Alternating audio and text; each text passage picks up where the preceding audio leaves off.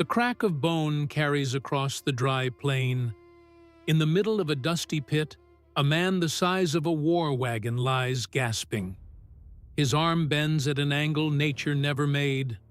Around him stands a ring of Mongol warriors, faces like cracked leather, watching without a word. The one standing over him is not a man. It is a woman. Her name is Khutulun, and this is no game. It is a trade. For every man she breaks in the dirt, she takes his horses. She is not hunting a husband. She is building a herd on a bed of shattered bone.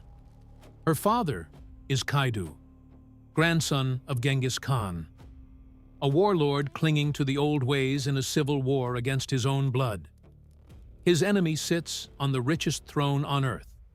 Kublai, the great Khan, ruler of a Chinese empire Kaidu saw as a sickness. Soft, tamed, rotten with cities. To fight that war, Kaidu did not forge a sword. He forged a daughter. Khutulun was not raised to marry. She was raised to break things. A symbol of the wild steppe, sharpened into a weapon. Propaganda made of flesh and muscle, sent to remind the world what a real Mongol looked like. This is not a tale about triumph. It is the tale of how a woman became the most feared fighter in an empire of killers, where life cost nothing and violence was the only shared tongue. She would ride against the armies of the great Khan 1,000 times. Then she would learn her deadliest enemies never wore the enemy's colors. They sat at her own fire. They carried her father's name. Her strength did not keep her alive. It signed her death warrant. Let us know in the comments which city and country you're watching from. If you believe these stories need to be told, take a moment to subscribe and support the project. You're watching Ancestral, the best dark history channel in the world, strapped to the back of a goat before she could walk. That was the first lesson. A Mongol child learned the rhythm of a moving animal the way other children learned to breathe.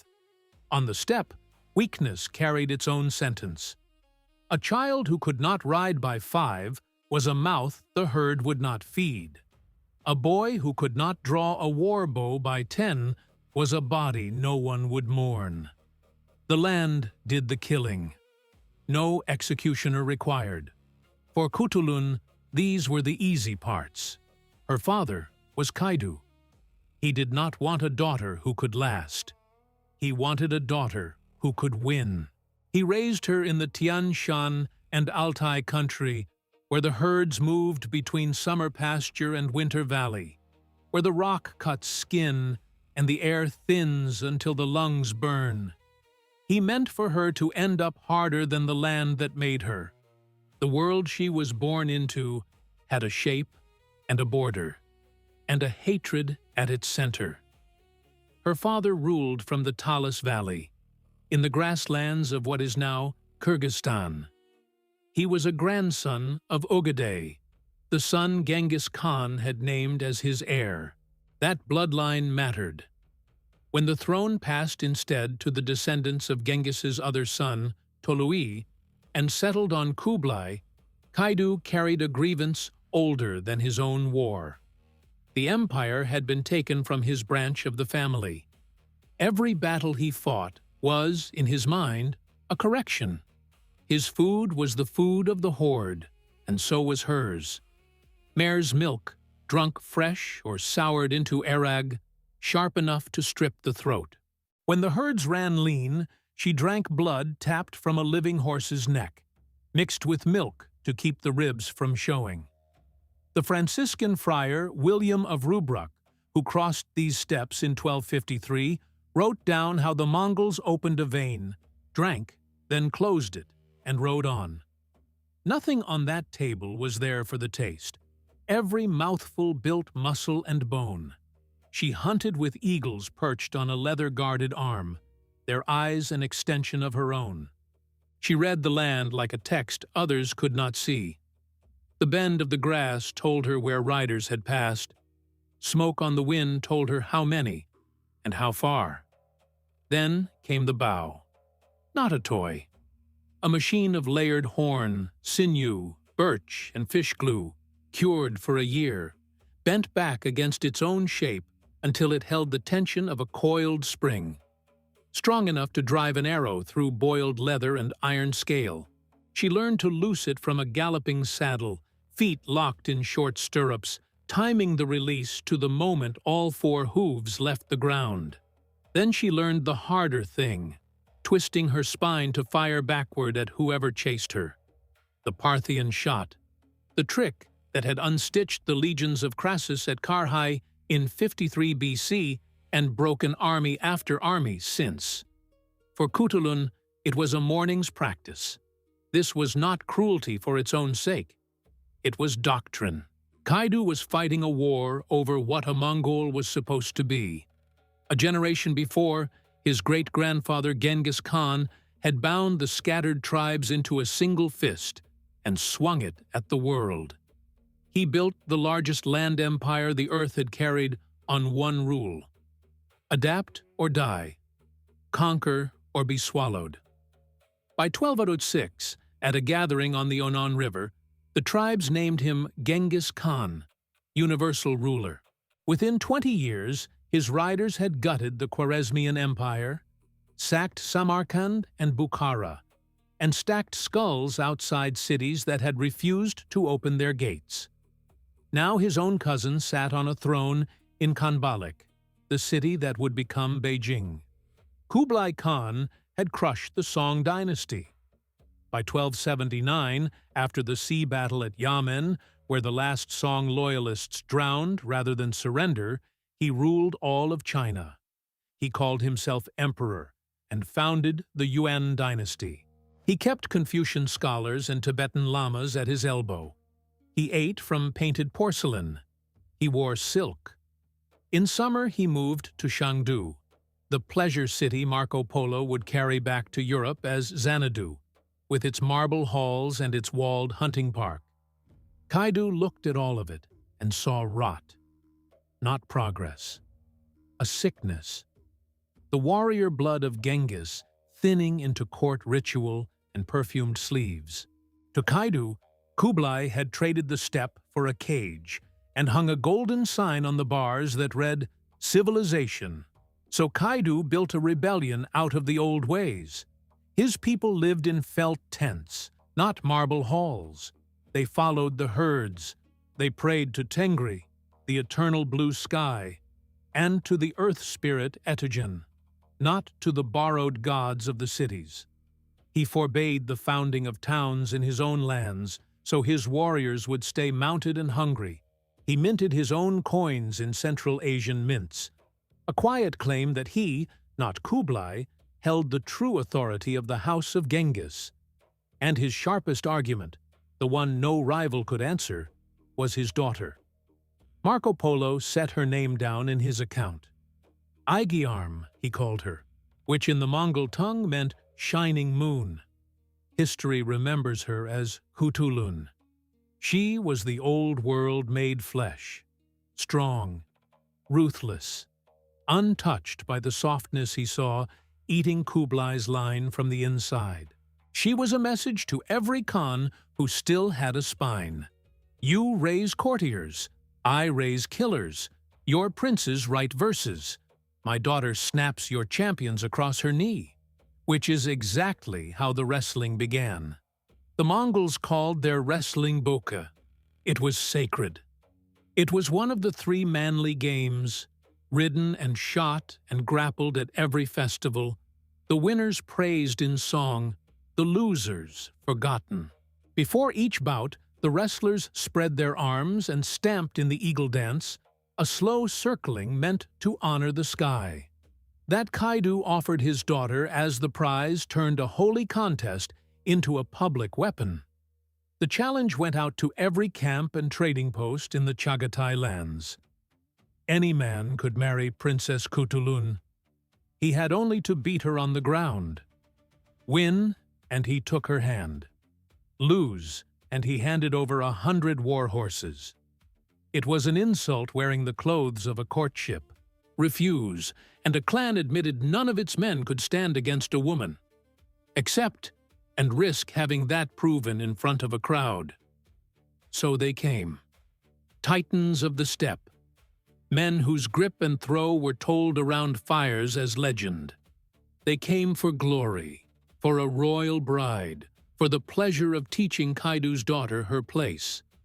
They left with their arms in slings, if they left walking at all. The matches were not dances. They were collisions.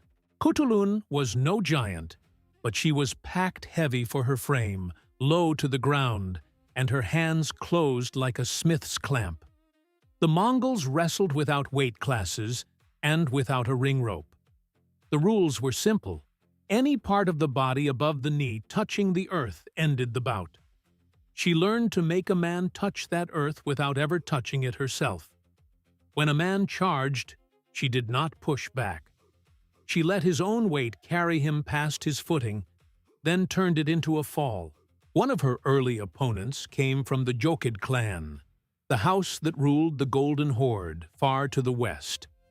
A man who had, the stories said, wrestled a bear and buried it. He walked into the circle wearing contempt like a cloak. Around them, the crowd smelled of horse sweat, wet felt, and the tallow lamps burning inside the great ceremonial tent. He lunged, meaning to lift her and drop her flat. She dropped under his reach, hooked her leg behind his knee. Twisted, the crowd heard the shoulder leave its socket. A wet, final sound. His scream climbed high and thin, then died as her arm slid around his throat and squeezed the blood from his head. He clawed the dirt. His face went dark. Then he folded into the packed ground and stopped moving. Khutulun stood, wiped her palms on her thighs, looked at his men. 100 horses. They paid. They always paid. Match after match, the ending never changed. Torn tendons, hips knocked loose, throats crushed shut. She counted her winnings in hundreds, then in thousands. Marco Polo wrote that her herd grew until she held 10,000 horses won on the wrestling ground. That was not a dowry. That was a war chest on 4 legs. 10,000 horses could mount 2,000 riders, each man leading spare mounts to keep the advance fast. In a Mongol army, horses were the difference between a raid and a conquest. A rider who could switch to a fresh mount could cover 100 miles in a day and still fight at the end of it. Every throw was theater. Every broken suitor was a public gelding of some rival clan. The message rang out, plain. Your strongest man could not last a minute against a woman of my blood. So tell me how your armies will fare on open ground. Her name traveled. Marco Polo, passing through Asia in these same decades in the service of Kublai himself, heard the tales and set them down. A warrior princess no man could throw.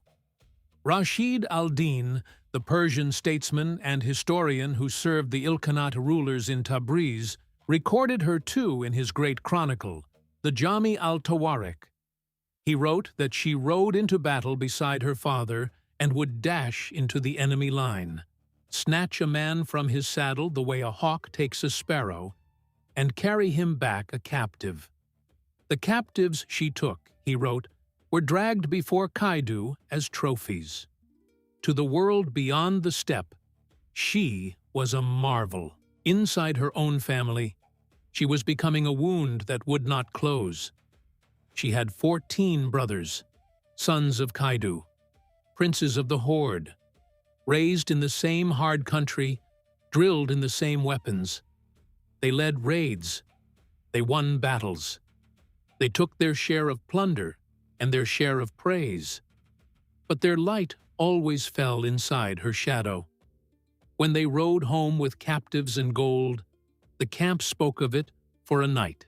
When Khutulun rode home leading another 100 horses, her latest challenger limping away in shame, the camp went quiet with something closer to worship.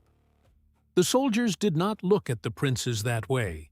They looked at her. They saw Genghis returned in a woman's body. They saw someone who did not lose. One brother felt it worse than the rest.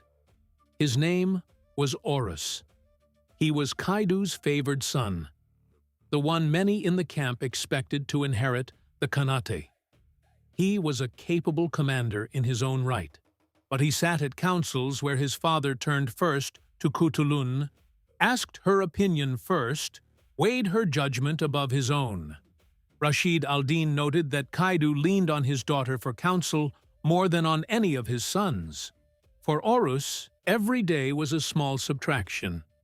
He watched his inheritance measured against a sister who could not be defeated on the field or in the tent. The jealousy started as a whisper after the fires burned low. It could not be natural, they said. No woman was built for that. She used sorcery. She bargained with the mountain spirits. She drank drafts mixed by shamans. She stole the strength of men under a dead moon.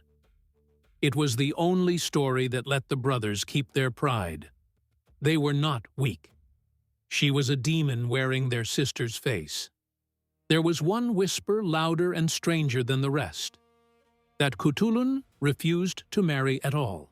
That her price, the 100 horses, was never a wager she meant to lose, but a wall she built so high no man could climb it. Some in the camp muttered that a woman who would not take a husband would take a throne, that she meant to rule. The rumor found a foothold outside the family, too. In the courts of the Ilkhanate and the Golden Horde, envoys carried word of it. Kaidu's enemies used the story of the unmarried, unbeaten daughter to paint his whole house as a thing gone wrong. A Khanate, ruled by a woman with a bow, they said, was proof the old ways bred chaos, not order. In Tabriz, the tale was told to prove Kaidu unfit for the throne he claimed. Those whispers were not gossip. They were opening shots. The first rounds of a war fought not on the plains of Persia, but around their own hearth. Strip away the legend, they reasoned, and leave only the witch. Kaidu was old by then. He had ruled for 40 years, and the campaigns had ground him down. He had fought Kublai's armies across the Altai for a generation, winning battles near Karakorum, the old imperial capital, and losing them again. In 1289, his riders had pushed as far as Karakorum itself before being thrown back. He saw the crack his daughter was opening in the family, and he chose her anyway. He kept the wrestling going. He raised the stakes. He made her his chief advisor and one of his generals. She rode at his right hand, and her reading of a battlefield often ran sharper than his own. He trusted her over every son he had, because he saw their small envies for exactly what they were. That trust poured oil on the fire. She was no longer just a symbol. She was power. A claim on his inheritance that 14 brothers could feel slipping from their fingers. The pot was ready to boil. The Khans who opposed Kaidu had swallowed enough humiliation.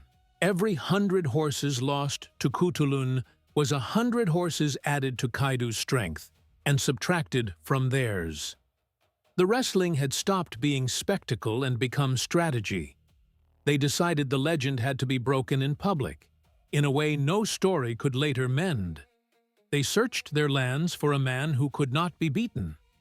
They found him among the ruins of the old Khwarezmian Empire, in the country between the Amu Darya and the Sir Darya, where Genghis had once ground cities into ash, a warrior whose name carried the same weight as hers.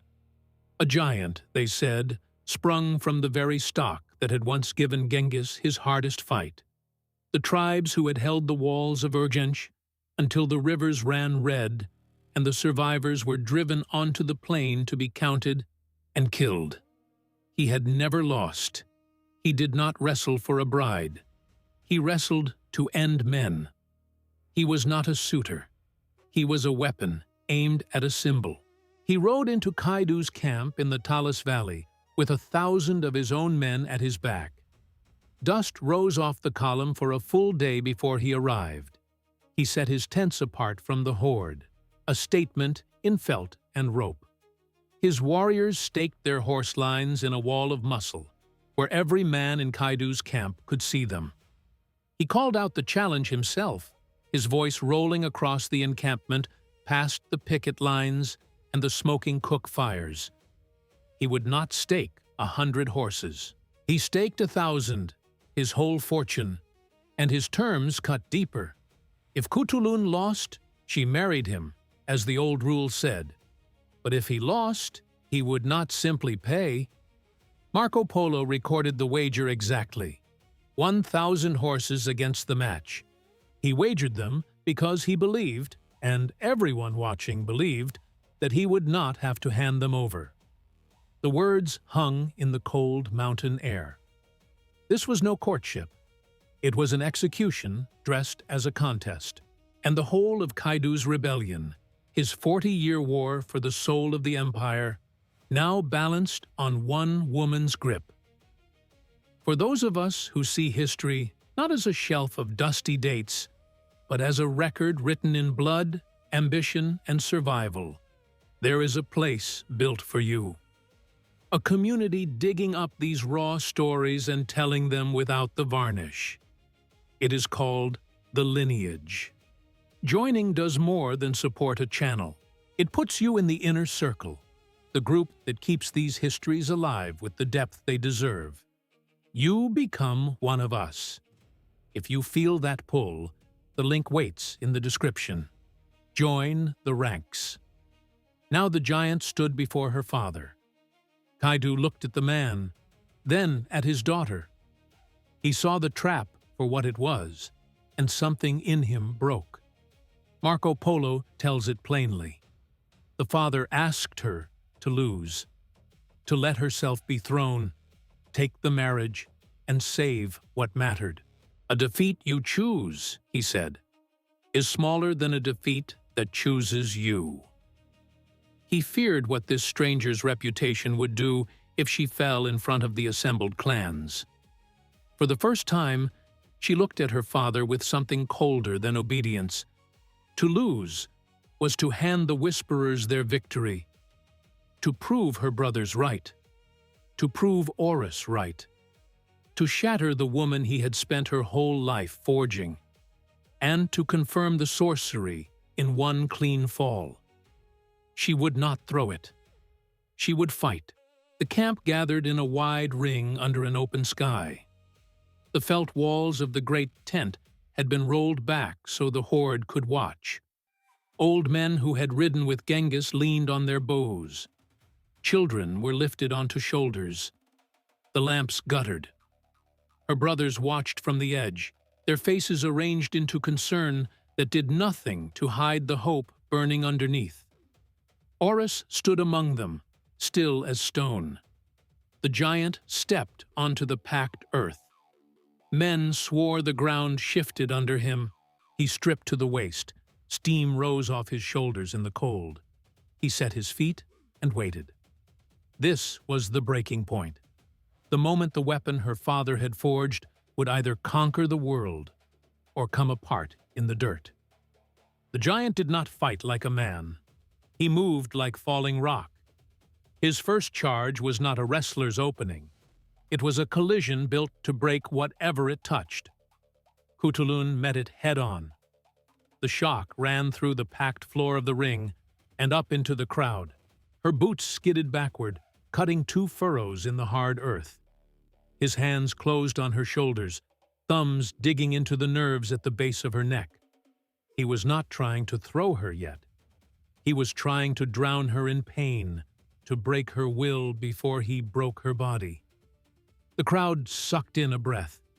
For the first time, she looked small. He lifted her. Her feet left the ground. His teeth showed in a grin, and every muscle in his back stood up like cords. He meant to raise her high and drive her down until her spine folded. This was the moment Horus had waited for, the end of the myth out loud, in front of the whole horde. Then her body did the thing no one expected. She stopped fighting his strength. She went with it. At the top of the lift, she coiled her legs around his ribs, shifted her weight, and locked her arms around his skull. Now she rode his back. Her own weight, which he had lifted so easily, became a load he could not put down. He roared and threw himself backward into the wooden posts of the ring, trying to crush her against them. The wood cracked. She held. Every mountain has a fault line. He was built for one thing: forward. Pure aggression with no reserve behind it. His lungs began to work like a bellows. The explosive power drained out of him and left only weight and heat. Khutulun felt it. She felt the tremor start in his thighs, the half-second of hesitation between his moves. Now, she let go of his head and slid down his body, hooked her foot behind his left knee, drove her shoulder into the small of his back. A lever. Nothing more. But the timing was exact, and the intent was clean. The sound was not loud. It was wet, and it was final. His knee folded sideways, bending where no knee bends. His leg gave out. He screamed and swayed for one impossible heartbeat, a tower deciding which way to fall. Then he dropped. Not fell. Dropped. 250 pounds hit the ground, and the whole camp felt it through their feet. Dust climbed into the air and hung there. Silence. 1,000 warriors, none of them moving. The giant lay clutching his ruined knee, his face streaked with dirt and tears. Khutulun stood over him, breathing hard, her expression flat. She had not simply beaten him.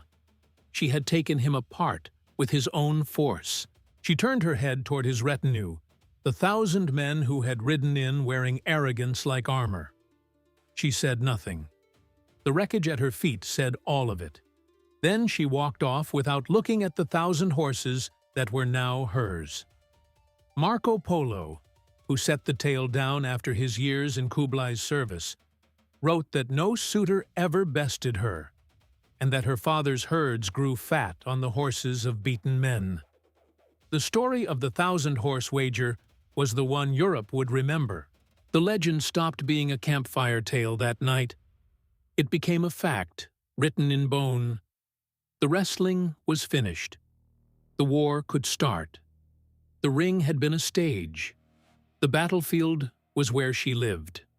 Rashid al-Din, writing in Tabriz for the Ilkhan Ghazan, put her in the field beside her father, and described a way of taking prisoners that men could not stop repeating. The context was a war older than she was. Kaidu had been fighting the house of Hulegu, the Ilkhanate that held Persia, on and off since the 1260s, and fighting Kublai in the east at the same time. He was hemmed in on 2 fronts, and he used his daughter on both. She did not command from the rear with banners and horns. She rode at the point of the spear. Picture the charge. 5,000 riders, a wall of noise and dust and iron, slamming into a formed line. Arrows overhead, sabers ringing on shields, men shouting, men dying. Out of that came Khutulun. She looked for one thing: the enemy commander, ringed by his best men. While her warriors held the front, she peeled off with her own hand-picked guard. They did not smash into the bodyguard head-on. They circled it, wolves working a wounded elk, testing for the one seam in the steel. When she found it, she gave a single cry and drove her black stallion into the gap. Her guards died holding that hole open for a breath or two. In that breath, she reached the commander. She did not kill him. Killing ended it too fast. Rashid al-Din wrote that she rode in like a hawk on a flock of birds and carried a man off by the same trick each time. She leaned from the saddle, took him by his armor or the back of his neck, and hauled him clean off his own horse onto hers. Then she wheeled and rode back through the wreck of the battle, with him held in front of her like a sack of grain. The men who saw their leader vanish from inside his own guard lost the thread of the fight. Whose orders now? What line? What plan? The command broke, and the panic ran down the ranks like fever. Then the rest of Kaidu's army rolled over what was left. She was not only beating armies, she was pulling the spine out of them and leaving the body to twitch. There was a logic underneath the spectacle. A Mongol army fought by decimal units, 10 men to an Arban, 100 to a Jagan, 1,000 to a Mingan, 10,000 to a Tumen. Every level answered to one officer above it. Cut the head, and the whole tree of command went blind. Khutulun did not invent this. She weaponized it, one general at a time. Her craft went past these single acts of terror. She was raised in the school of Genghis, and that school taught one lesson above all. Victory is not honor. Victory is the enemy's will to resist, broken so completely it cannot be repaired. Genghis had made it doctrine in the Khwarezmian War of 1219, when a city that resisted was emptied and a city that opened its gates was spared to spread the fear. He held to the great Yasa, the code of law he had bound his people to, and it made obedience and terror the twin engines of conquest. She showed it at Herat in 1270, a city that had sworn itself to the Ilkhan. Herat sat on the road between Persia and India, a fat prize on a trade route, ringed by walls of mud brick baked hard as stone. Its citadel, the Qala Ikhtiaruddin, rose on a mound above the streets, and its bazaars had made merchants rich for centuries. The defenders were many. A frontal assault would have cost thousands of Mongol dead. So she did not storm it. She surrounded it and began taking the world apart around it. The farms and orchards outside the walls went to ash, and the smoke hung over the plain for days. The Khanates, the underground channels that fed the city its water, were found where they broke the surface, and fouled with dead animals dropped down the shafts. Within a week, the wells inside the walls began to taste of rot. Then she went after their sleep. Captured men from the outlying patrols were cut apart, and their pieces flung over the walls by trebuchets. These were counterweight engines, taller than a house, built and worked by captive Chinese and Persian engineers who followed the Mongol armies as spoils of earlier conquests. The same crews had thrown the stones that cracked Song fortresses on the Yangtze at the siege of Xiangyang, which held 5 years before it fell in 1273. Here they threw men. At night, the drums began. They did not stop, a rhythm that ran through the dark hour after hour until men inside the walls started to come apart from want of sleep. She was not trying to break the stone. She was trying to break the men behind it. When the assault finally came, the defenders were not soldiers. They were starved, dry-mouthed, hollowed-out ghosts. The Mongols went over the walls, and the city turned into a slaughter yard. The order, given by Kaidu and carried out under her eye, was plain. Everything that breathed. Man, woman, child, beast. Scribes were spared only long enough to write the count. When it was done, they stacked the heads into a mound outside the ruined gate, a grinning marker of what defiance cost. Herat had been sacked before, by Genghis's own son Tolui in 1221, when the chronicles claimed the dead ran past 1 million and the survivors hid in the mountains for years. The city had crawled back. Now it learned the lesson again. Her brothers rode every one of these campaigns. They fought the same enemies, but they were planets circling a sun that burned too hot, and their own deeds looked dim beside it. The soldiers honored them as sons of Kaidu. They spoke of Khutulun differently, the way men speak of a flood or a judgment, as if Tengri himself had reached down and touched her. Some began to call her by names of praise, whispered with the same breath as her feats. That worship around their sister was not just a bruise to their pride. It was a claim on their future. Among the Mongols, there was no fixed law of succession. A Khan was raised by a Kuriltai, an assembly of princes and commanders, and strength and reputation weighed more than birth order. Ogadei himself had been chosen over his elder brother because Genghis judged him fitter. Every soldier who spoke of Khutulun with awe was a vote she had not asked for, and her brothers could not match. The break came near the Amu Darya, the river the ancients called the Oxus, the old border of the world Alexander once crossed. A raiding party under Horus, whose hunger for glory ran well ahead of his skill, chased a retreating Ilkhanate force into a narrow valley. The enemy general had built the whole thing as a trap. He had studied the Mongol way and turned it against them, feigning flight to draw the pursuit into ground where horses could not maneuver.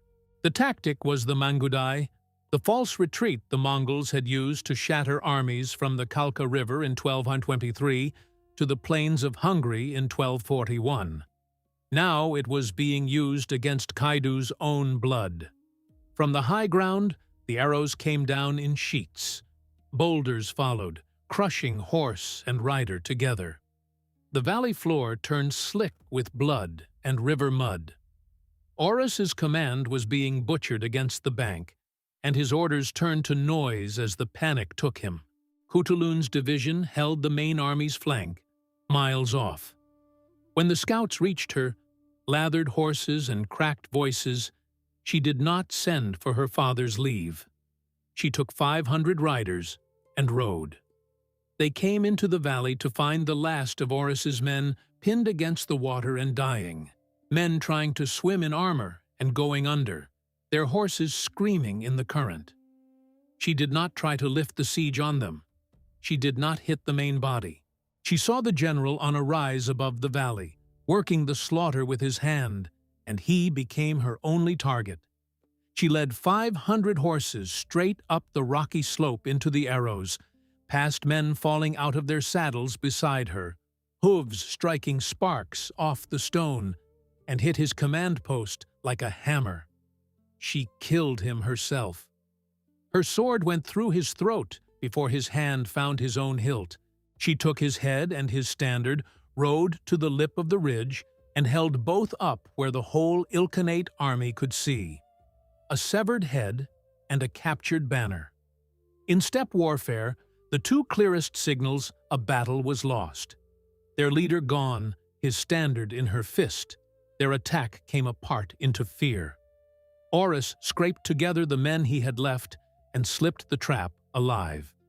She had saved him. She had also, in front of every man who lived through it, shown him for what he was. When they reached the main camp, the story ran through it like fire. His men told of his panic. Her men told of her charge up the rock. She had not set out to shame him. She had only done what the moment required. To Horus, it was a gelding done in public. He would not forgive it. He looked at his sister now with something past rivalry. She was a growth in the family, eating the glory, the power, the inheritance he counted as his. And ambitious men know what you do with a growth. He began to gather the brothers who felt as he did.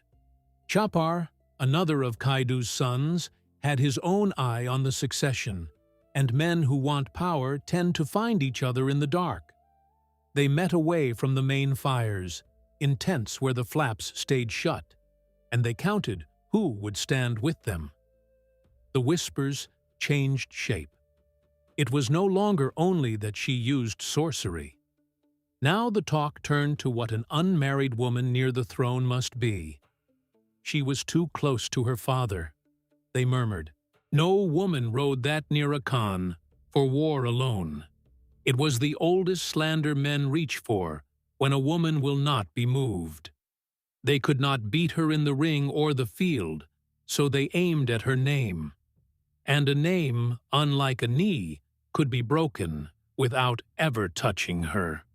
The records of these years survive in fragments, written by Kaidu's enemies or by court chroniclers generations removed. Marco Polo wrote her as a marvel. Rashid al-Din wrote her as a soldier. Neither of them was in the room. If you want the raw source in your own hands, the book that anchored this whole investigation cut straight to the savage political world these people lived in. We have put that exact book on our shelf. Look at your screen and tap the View Products button to find it. Owning it is the difference between watching this story and understanding it. While you are there, look through the other dark relics we have gathered. They are not trinkets. They are pieces of the world we dig into. Open the shop shelf on your screen, browse it, and hold a fragment of this history yourself. Kaidu's last years were a slow ebb. He had ruled his corner of the empire for 40 years, longer than most Khans lived. In 1301, he threw his last great gamble, a march on Karakoram against the armies of Kublai's successor, Timur Khan, the grandson who now sat the throne in the east. The two hosts met near the old imperial capital, where the wind off the Orkhon carried the smell of 10,000 cook fires. Kaidu's ally Dua, Khan of the Chagatai lands, took an arrow in the fighting. Kaidu himself took a wound, or the road home took what was left of him. The old wolf's teeth were wearing down. A wasting fever settled into him inside his ger. He had spent a lifetime fighting to hold the true Mongol path, and now, dying, he had to look at what he was leaving behind. He looked at his 14 sons. He saw Horus with resentment worn into his face like a scar.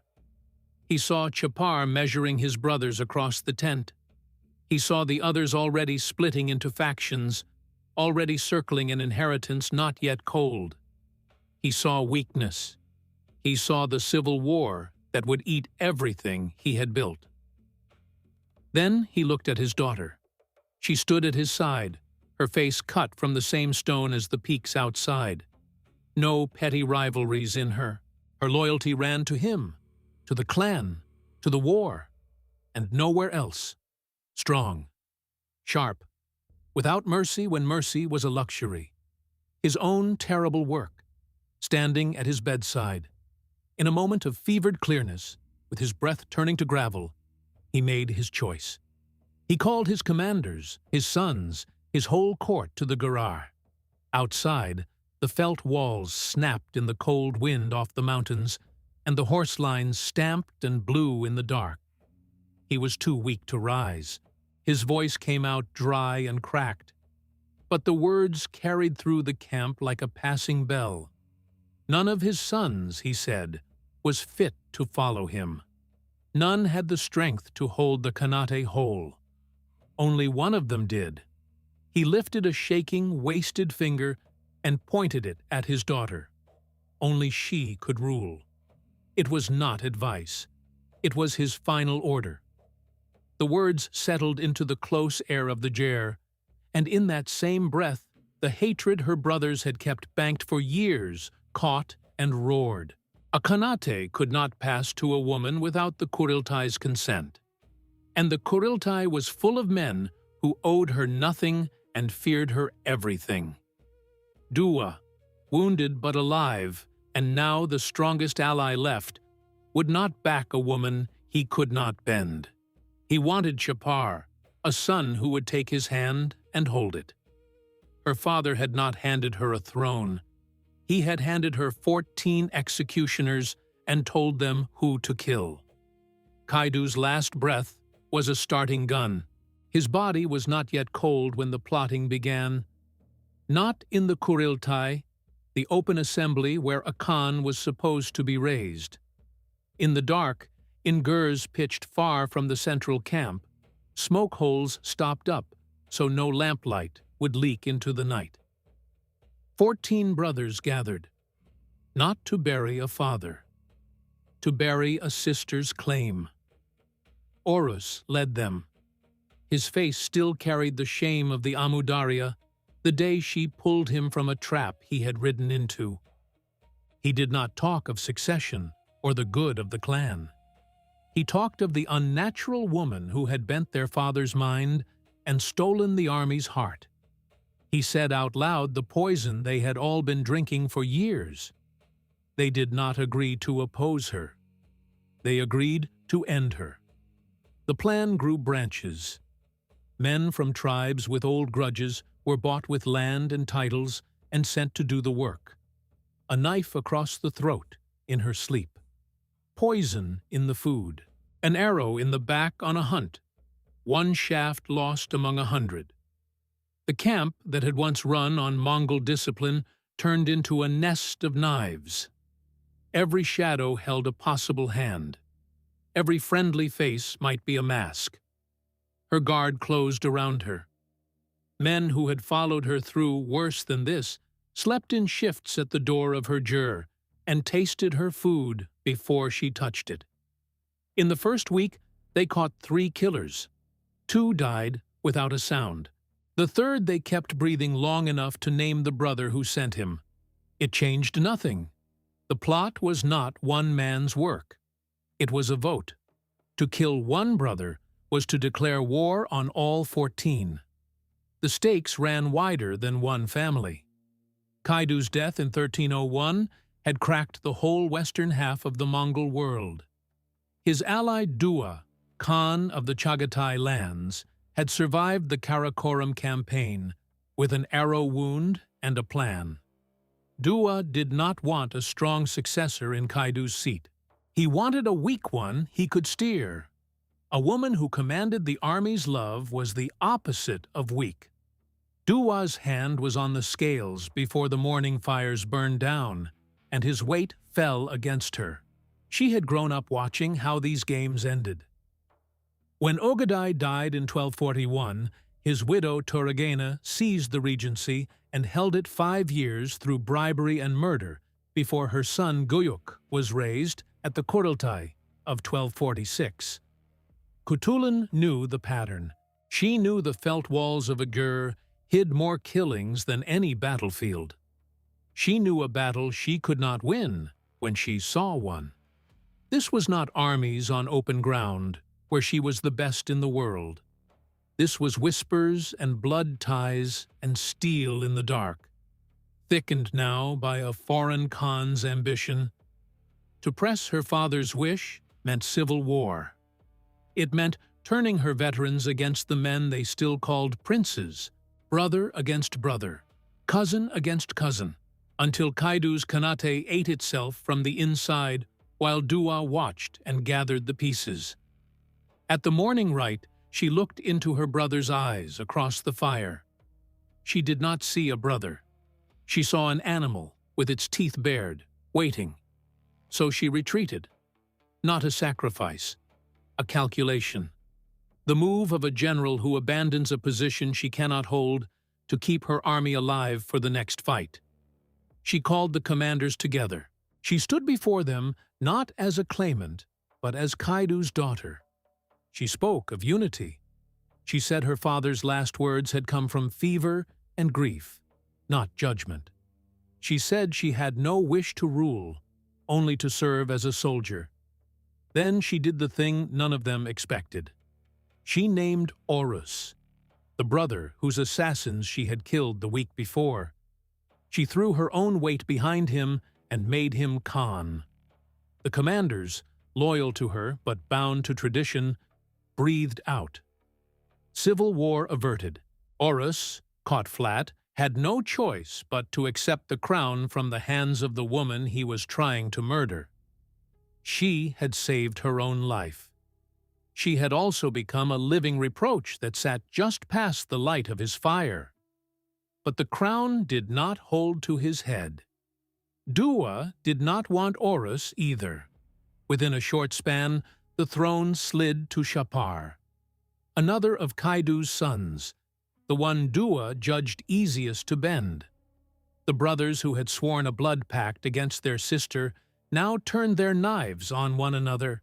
The house of Kaidu began to devour itself exactly as she had feared, and her removal from the succession had bought only a pause, not a peace. That naming of Horus was her fatal mistake, and it was also her only move. She gave up the title. She would not give up the power. She kept command of the army. She kept her guard, her 10,000 horses, and the loyalty of veterans who had watched her pull whole battles back from the edge. The men in the Khan's jeer wore the robes of rule, but when a hard decision came, the commander's eyes slid to Khutulun. When the columns marched, it was her name in the men's mouths. She was the power behind them, and her very presence made each new Khan look like a puppet propped up by the sister he was meant to command. The brothers understood this could not stand. She was too strong, too loved, too good at the one thing they were not. The knives kept coming, quieter now, and they went after the thing that made her untouchable. The legend. The old sorcery talk came back with sharper edges. Now the whisper was that she had not just witched her way through wrestling matches, she had witched their father. That his long illness was no illness at all. That she had fed him poison drawn from plants only shamans knew. Spoon by spoon, until he named her heir with a rotted mind. They were accusing her of killing Kaidu. The story soaked into the army. A soldier heard it from a cousin, who heard it from a court clerk in some brother's pay. The veterans laughed it off at first, but the whisper never rested, and a doubt began to work. Why would Kaidu, a man who lived by the old law, name a woman his heir?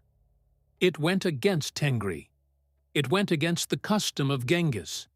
The great Yasa, the code Genghis had bound his people to, had never once seated a woman as ruling Khan in her own name. There was history for the doubt to feed on. Toragene had ruled as regent, and men cursed her memory for the poison in her court and the fate of her rival Fatima, who was sewn into a sack and thrown in a river. Sorghaghtani, Kublai's mother, had steered 4 sons toward thrones from behind the felt curtain and was praised for it. But those were widows and mothers, holding power in trust for men. A woman ruling alone, unmarried, at the head of an army, had no precedent anywhere in the Mongol world. That absence was a weapon, and her brothers swung it every day. Maybe the princes were right. Maybe her strength really did come from somewhere unclean. The awe the men felt for her began to sour into fear. Not the fear of an enemy, the fear of something that should not exist.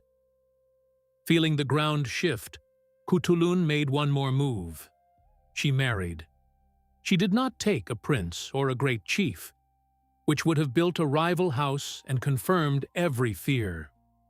Rashid al-Din names her husband, Abtakul, a man of the Koros, from her mother's people, a soldier without wealth, power, or ambition. There was a strange thread in how he came to her. Rashid al-Din records that Abtakul's kin had been caught in a plot against Kaidu, and men had died for it. Abtakul was taken prisoner. He lived, some said, because Khutulun spoke for him and took him as her own. A woman who broke champions for sport chose the one man who could bring her no army and no claim, a former enemy who owed her his life. The message to her brothers was plain. I will not raise a dynasty against you. My children will have no claim. I am not the threat you say I am. They did not read it as peace. They read it as fear.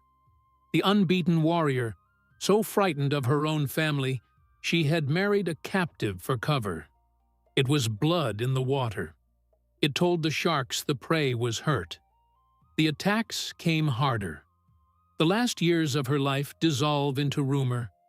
The record muddied on purpose by the men who wanted her gone. What we know is that she kept riding to war. It was the only life she had. She fought on against the Yuan armies of Kublai's line, now ruled by his grandson Temur Khan from Khanbalik, and against the shifting alliances Dua kept rearranging month to month. The chronicle, written under her family's authority, says she died in 1306, fallen in battle on campaign. A clean death, an honorable death, and almost certainly a lie. The account is too vague, the circumstances too tidy. A warrior of her rank, ringed by her own guard, does not simply fall. She had walked out of 100 fights that should have killed her. Was she overwhelmed by chance? Possible. Was the successful plot finally carried out under the noise and smoke of a battle, where one arrow among thousands raises no questions? Far more likely. Consider the shapes it could have taken. A shaft in the back, loosed not from an enemy bow, but from a Mongol one in the rear rank. A moment of crisis where loyalist troops of her brothers happened to peel off her flank and leave a gap for the enemy to pour through. Or the quiet way. The same slow poison they had accused her of using, now in her own bowl on the eve of a fight, dulling her reflexes just enough for a stranger's sword to reach her. She had kept tasters at her table for years. A single lapse, a single bought servant, would close the gap her guards had held so long. There is one more account, harder to dismiss, that she died a few years later still, and that even then her death served her brothers. No one will ever prove it. Her death was written down, the cause noted, and the family moved on. The monster was gone. And then the thing Kaidu had built her to prevent happened anyway. Within a few years, the brothers' war among themselves ruined everything their father spent 40 years holding together. Chapar and Oris fought. Dua's heirs pressed from the Chagatai side and bled the house of Ogadei white. By 1309, Chapar had surrendered, and the line that had once held the great Khan's own throne was finished as a power on the steppe. Its lands were carved up between the Chagatai Khanate and the Yuan.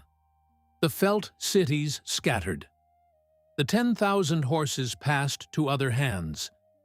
Everything Kaidu forged, everything he had shaped his daughter to protect, was gone inside a decade of her death. Her retreat had saved the family from her, and the family had destroyed itself without her. But killing her was not enough. The legend outlived the woman, and a dead legend was still a reproach to the small men who ruled after her. So came the last act of violence, the killing of her memory. Marco Polo had carried her west as a wonder. The princess no man could throw, the daughter who won horses by the thousand, set down in his travels for Europe to marvel at. He called her by a name that meant shining moon and swore her father would have given her half his kingdom. Rashid al-Din, working in Tabriz on the greatest history the age produced, the Jami al-Tawarik, kept her as a soldier who rode beside her father and lifted men from their saddles like a hawk lifting sparrows. Two men who never met, on opposite ends of the known world, both wrote her as real. But the later chroniclers, many of them Persians writing for her family's rivals, reshaped her. They kept the wrestling and threw away everything that gave it meaning. The political weapon became a fairy tale. A proud princess who would marry no man unable to throw her. The 10,000 horses stopped being a war chest and became a girlish dowry. The sieges, the fouled wells, the drums that broke men's sleep, the mound of heads outside Herat, all of it vanished from the page. The general was edited into a stubborn maiden. The tale traveled the way stories travel. In the early 1700s, a French Orientalist, François Petit de la Croix, picked up a version and set it in a collection of Eastern tales, Les Mille et un Jours. He moved her off the steppe and into China. He turned the wrestling into a contest of riddles. He gave her a new name, Turandot, which in Persian meant daughter of Turan, recast now as the daughter of a Chinese emperor.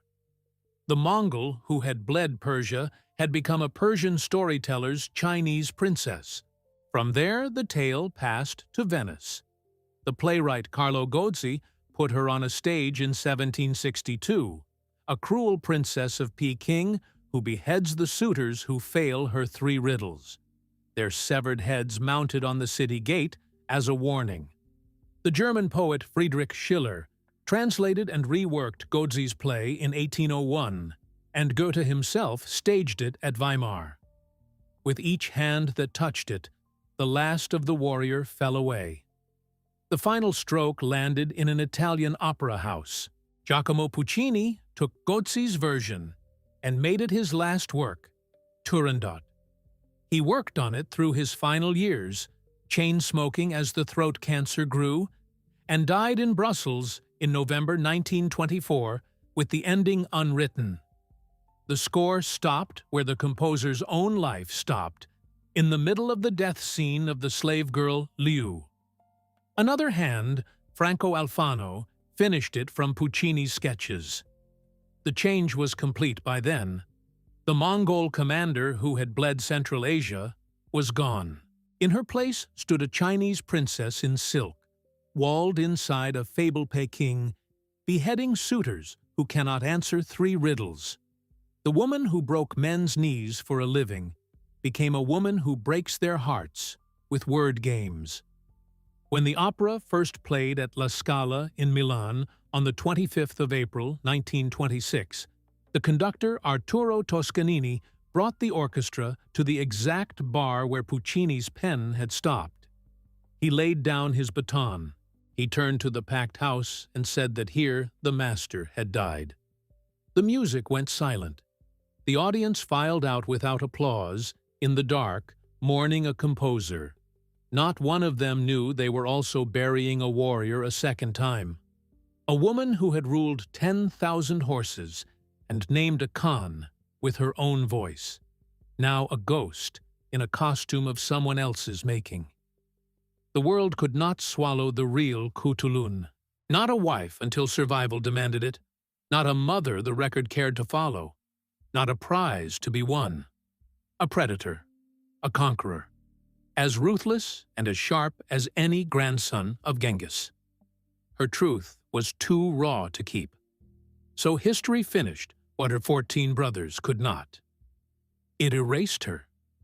It took a warrior and dressed her in silk and riddles, so that almost no one would remember the woman who was once the most dangerous fighter alive. Thank you for staying to the end.